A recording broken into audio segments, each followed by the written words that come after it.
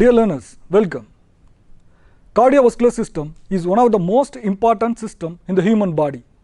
Cardio means heart. The main function of the heart is pumping the blood. Let us discuss on direction of blood flow and conduction system of heart. Heart is a hollow muscular conical shape made up of cardiac muscle. Its apex is at the bottom and its base is at the top. Heart is located in between the two lungs in the thoracic region and protected by rib cages. Heart has four chambers. Upper part of the heart is called atrium and the lower part of the heart is called ventricle. Further, it is classified into four chambers, namely right atrium, right ventricle and left ventricle. The right and the left heart is separated by the interventricular septum, and the atrium and the ventricular chambers are separated by the atrioventricular septum. The right atrium is connected by blood vessels called superior vena cava and inferior vena cava. In between the right atrium and right ventricle, a tricuspid valve is extended. On the other side of the heart, in between the left atrium and the left ventricle, bicuspid valve, also called as mitral valve, is extended. Pulmonary semilunar valve is situated at the beginning of the pulmonary artery in the right ventricle. Aortic valve is situated at the beginning of the biggest artery called aorta in the left ventricle. All these four valves plays an important role in transporting the blood and have a unique property of unidirectional flow.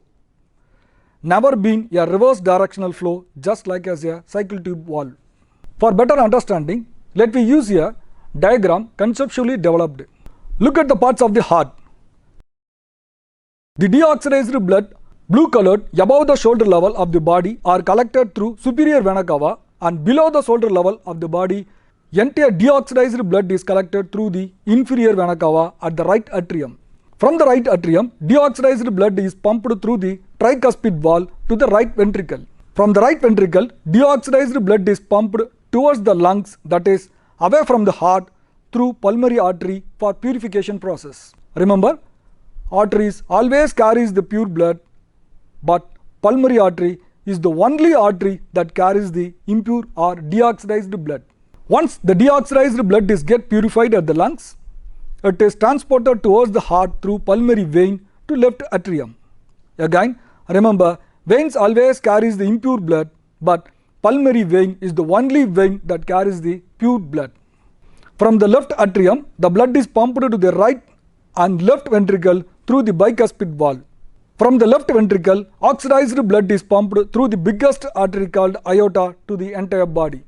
Sinoatricular node, SCA node, are a group of specialized cells that capable of generating and propagating their own electrical signals, which is responsible for atricular contraction. It is situated at the posterior wall of the right atrium.